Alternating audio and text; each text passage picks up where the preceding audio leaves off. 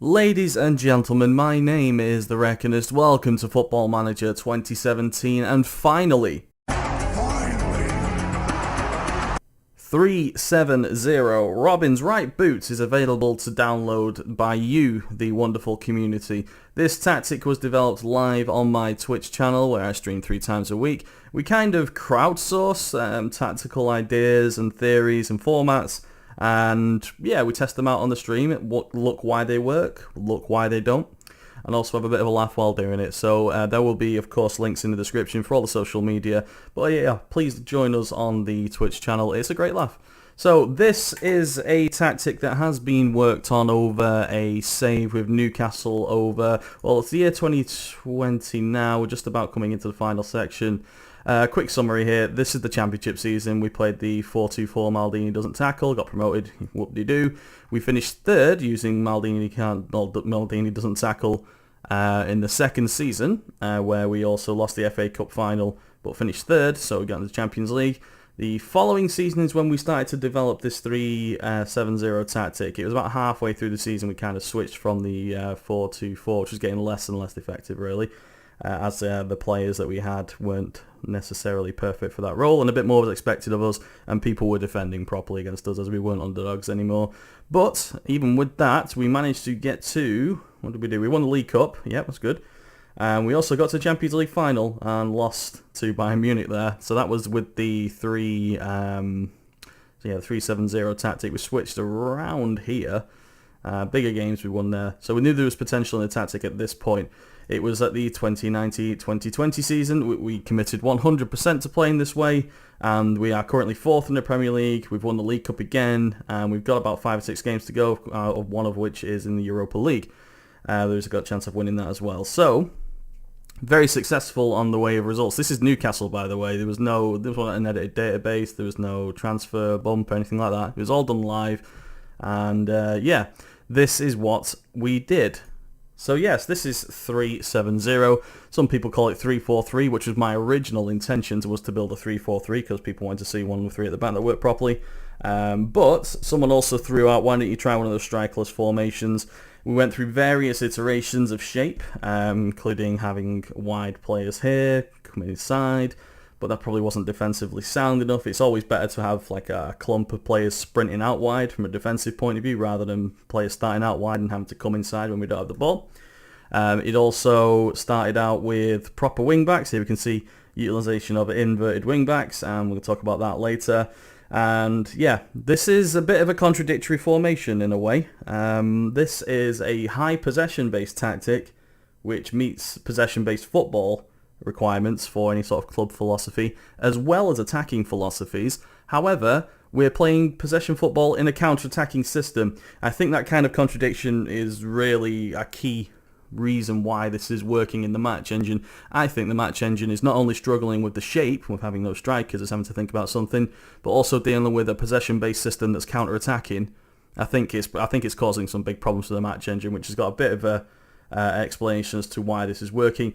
But let's talk about the theory. Let's have a look at the team instructions. So this, as I say, is counter-attacking. We'll see one massive contradiction in the team instructions, and again, which is why it might be so popular. So this is, we're using a flexible shape, just right in the middle, just normal players doing the normal thing, not overly defensive, not overly offensive, which is good.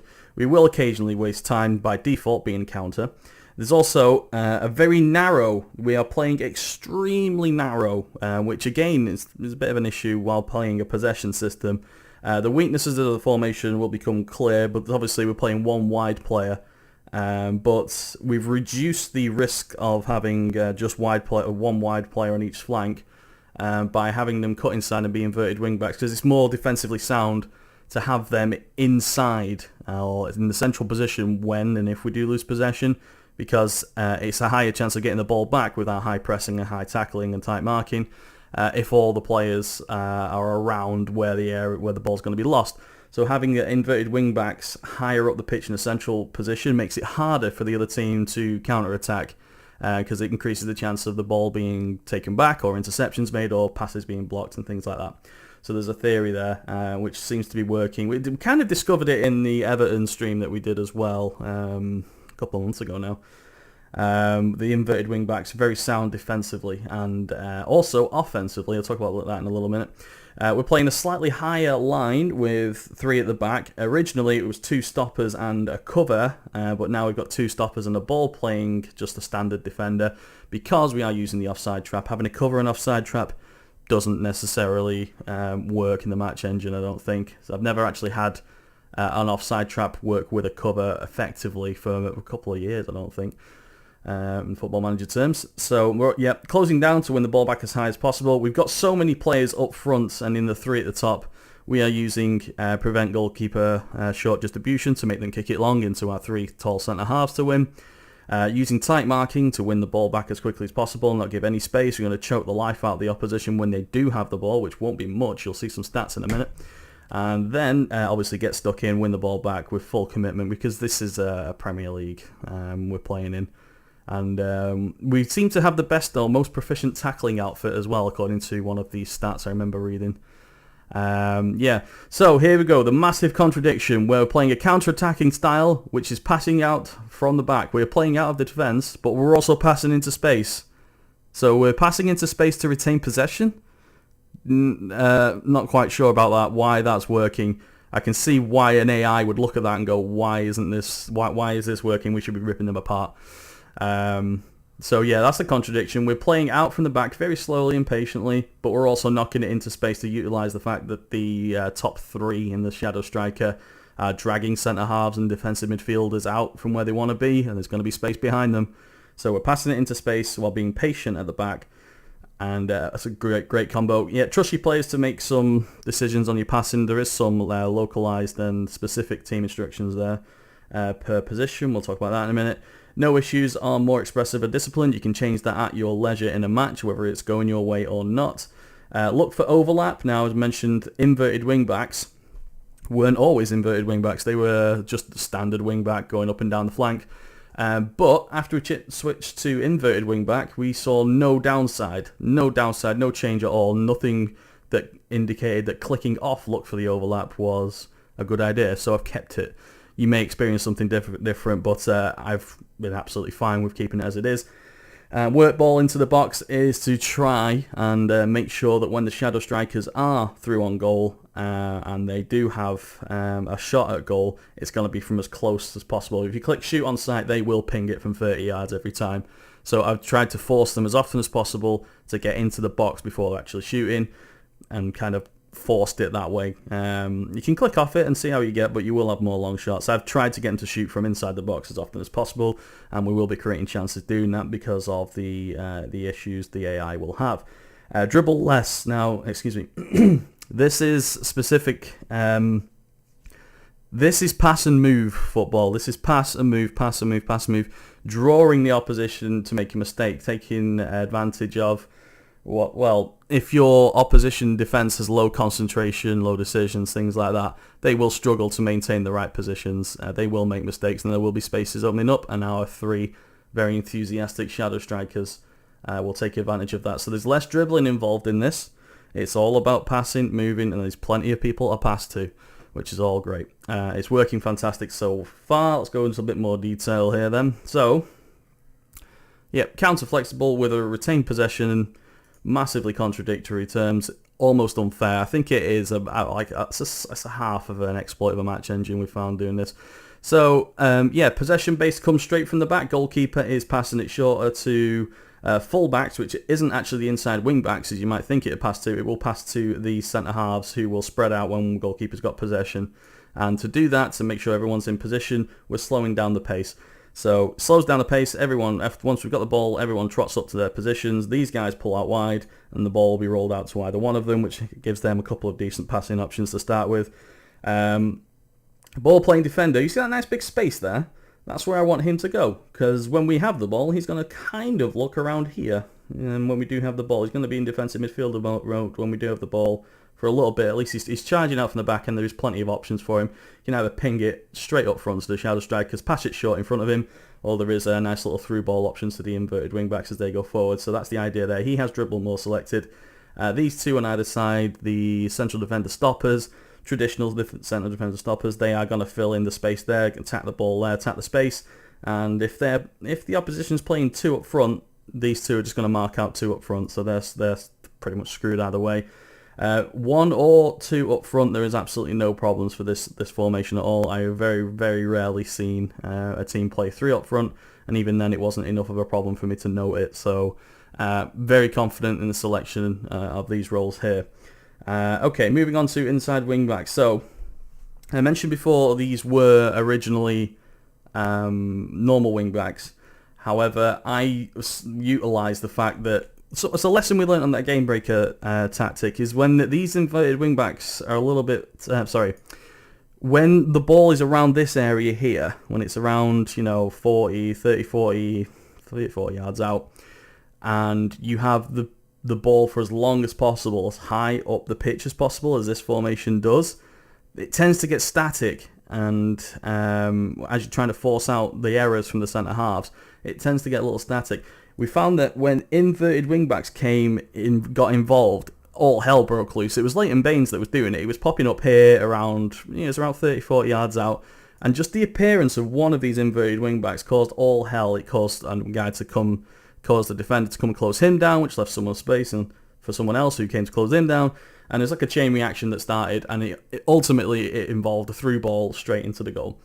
This is what we tried to recreate here with great success. He has passed it shorter because, again, possession-based system, and he's going to try and just join in and become the fourth attacking midfielder in this case, or indeed the fifth if he's on this side. So there's going to be 5 players, and 6 if you include the roaming playmaker, and 7 if you include the deep line playmaker, all in this space around here when we have the ball. So there's an awful lot of bodies in the middle. It's going to cause problems. They are click to pass it shorter, create problems. They will occasionally go around the outside and shoot or pull back, which is great, but their primary role is to stay here, provide a passing option for all the other guys around, and occasionally, ever since we've changed it, the wing-backs have started to get more goals as well.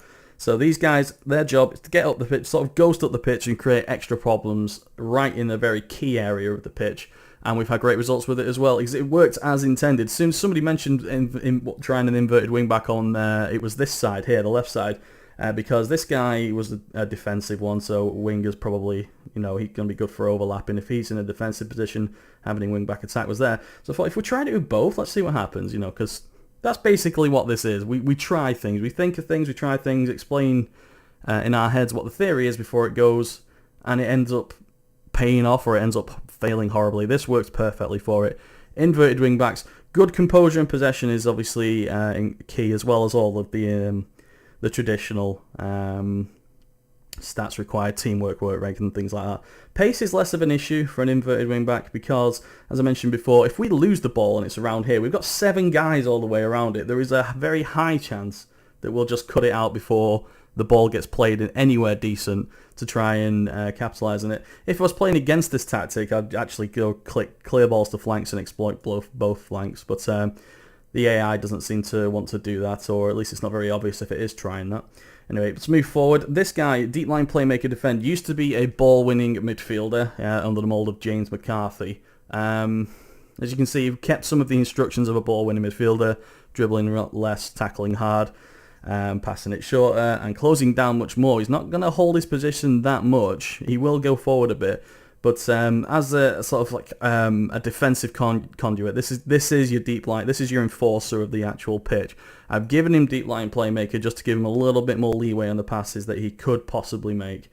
And that's worked out well. We sold McCarthy, and we've been using a combination of El Neni and Lucas Romero there. And also Lewis Cook as well we managed to get in the start of this season. All been fantastic. So this guy is your enforcer. Try and get your best ball-winning midfielder, and give him, if he has decent passing, all the better. But yeah, enforcer, this guy, deep line playmaker. Just treat him as a ball-winning midfielder. Guy next to him, roaming playmaker, which well, best way to explain that is complete forward is the forward version of this. Roaming playmaker is the midfield version. This is an all-round guy. This has the technical ability to make passes, a good first touch, mental ability to, great decisions and work rate, teamwork off the ball, all that stuff. He also has the physical stats to get up and down the pitch all day, because that's what he will be doing. He is sort of, he's he roams around and he looks to make passes through the center of the pitch, which is the whole point of this. So yeah, we've been using El Neni Romero again. Tackle harder, tries more risky passes. He has a license to create those through balls. There's going to be plenty of spaces appearing. So roaming playmaker, your best all-round midfielder you've got. Up front now, there is a little tale here as well. So as I said, these started off as wide players for I think it was like a game or something. We took them in, and they were attacking midfielders. They're no longer attacking midfielders. They went to shadow strikers just to emphasise the point of what those are trying to do. This guy in the middle used to be an on-gash. He was sort of the conduit, the passer of the three up front as well. However, using it to shadow striker, but giving him an option to shoot less often, so he kind of can hold the ball a bit more. He can sort of dwell on the ball a little bit more and pick a pass if necessary and draw people out of position. So instead of leaving it as on-gash, we just put that there. Shoots less often. This guy, he will tackle harder because, winning the ball back high up the pitch as quickly as possible is all these guys have that ability. So we've told this guy to tackle harder, shoot less often, sort of create, I would call it some spaces. If he's shooting less often, he's less likely to, he's more likely to hold possession in the higher area of the pitch. Right in the middle there is very important. It's going to make problems for the defender as these guys overlap. The wide left and right of the shadow strikers have dribble more because they will be dribbling with the ball. There's lots of space. They also have to have very specific PPMs are perfect for this. The best PPMs for the wide side players gets forward whenever possible because he will be running and arrives late in the opposition area as the perfect two combinations. In an offline save I did for this with Middlesbrough, I signed Bradley Dack. Bradley Dack from, I think it's Gillingham. And at the end of the second season of using this tactic at Middlesbrough, we were in the Champions League with Middlesbrough, which is good enough. But Bradley Dack won English Footballer of the Year, and he ended up finishing with 4 caps because he'd scored 21 goals from midfield. We're having some success just like that now. I've signed Bradley Dack, but for some reason he's lost one of his PPMs. I think I may have given him a bad tutor. Bradley Dack, he lost his arrives late into opposition area, but he has shoots from distance as well. There's going to be lots of long shots, and they're going to have to be from high quality as well. Even though we are telling them to shoot from inside the penalty area as often as they can, having that threat causes more problems for the central defenders. Did they close them down? Did they not? All sorts of problems for it. So ideal is for this position would be work rates, obviously acceleration and pace if you can have it. But stamina, movement, and good anticipation. But Bradley Dack seems to be incredible just because in my other game he had 3 PPMs perfect for it. So that's that side of it. That's that side of the 3. Let's move on to, I'm using, get this, look at this. Gylfi Sigurdsson, ignore the first name, that's a follower. Frosty, hello Frosty. So look, Gylfi Sigurdsson, I signed him when we were playing 4-2-4, he got injured straight away. He only played 10 games that year. Then we started playing the 3-4-3-7-0, and he's suddenly become incredible. 26 appearances, I'll look at this. In all competitions, as the central of the 3 shadow strikers, 42 appearances so far, 24 goals, 13 assists, and 11 man of the match, with about 10 games to go in all competitions as well. He has been incredible. They've all been fantastic performances from him. Being dangerous with his passing, being dangerous with his movement because of his high work rate and aggression, and it's been a fantastic signing for it. If you're looking for me to recommend someone to play in the middle of that 3, I would not go anywhere else other than Sigurdsson. And the left-hand side of it, in fact, we might as well talk about it. Hello, Russell. Russell's another follower. It's Gianluca Lapadula. As anyone's been watching the Newcastle save will understand, Lapadula is my love child. He is an incredible signing for this. 9 million, and he's over, it's like 50 goals now, way over 50 goals in all seasons, all competitions. He starts off just as an advanced forward. I think he's uncomfortable. I think he's red here when the game starts, and I've trained him into a shadow striker because of his really high quality finishing and movement with his aggression and work rate. Off the ball movement, fantastic, absolutely fantastic player, left-sided, 19 goals this season for 40 appearances with 14 assists, fantastic. So these guys, Lapadula for example and Dack, will be running towards the goal, and if they can't get a shot away they can cut back, and guess what, there's 2 other guys in the box guaranteed, maybe even a third, and then just behind that was an inside wing. It's a fantastic system. Byline, cross back, or through ball, it's going to be a lot of danger. I won't go on too long about this, but a lot of effort has gone into this. We did see some results. Let's take a look at some results, shall we? So, where are we this year? Okay, let's have a look. League Cup final against Arsenal. Arsenal are the Premier League champions the last 2 years on this, and we smashed them 6-2 at Wembley. How did we do that? Look at this. Okay, possession, 61% possession in a cup final against Arsenal. We're still with Ozil and Sanchez and all that. We smashed them. 61% possession, 23 shots on goal. A good portion of them are outside of the box. 8, I think that's fair enough to say. 8 out of 23 from long range is good. 2 clear-cut chances, 5 half chances. Quite a high pass success rate for defence. Very high from midfield pass success rate, and slightly lower passes in the attacking third because we are taking a few more risks, and though most of those will be through balls, bringing that figure down, but we will be holding the ball high up the pitch, causing problems for as long as possible, and then when that problem comes, it's a through ball, bang, goal. Okay, let's have a look at another game, just get a full-on idea of it. Liverpool 3-0, yeah, let's have a look. Stats, okay, what did we do here? Okay, oh, yes, okay, 62% possession, 60 is the perfect figure. Higher than that, any higher than 60, you can assume that the opposition's not pressing you at all and they are building a wall in their own 18-yard box, and they might be able to hold out, but not this time. So 20 shots, 8 on target, 62% possession. Again, high pass completion rate from defence, very high from the midfield, and incredibly high in the attacking third on this one. They must have been not closing us down at all and letting us do it, so they were holding their position as long as possible, and we were making as many passes as possible to force mistakes. Ended up scoring 3 there. Let's get one more as well. Final one, let's pick a non-massive game. Swansea 4-0 at home, okay. Nice stats. Again, high shots, perfect possession rate, 60. 65% pass, 79% passes from the back, so that's quite poor, but again, high midfield and high attack, so they obviously were playing direct because they're way lower than us. Yeah, high shots, long shots is down to 5, that's a good ratio, I think. Again, so you're going to have the ball high up the pitch, you are going to be having more possession than anyone else, but because we're playing possession football in a counter-attacking style in a weird shape, the AI is panicking about it. So, yeah, hopefully that is... I could go on for hours and hours, but I won't. If you want to get involved in this, join the conversation, join the great community we have. I have Discord server set up. There will be a link in the description there. It's the best place if you ever want to reach me. Or, of course, you can obviously leave a comment on the YouTube channel. That's absolutely fine. I do stream 3 times a week right now. That's going to temporarily drop, but then get right back up before Football Manager 18 comes out. So I'm expecting October, November as usual.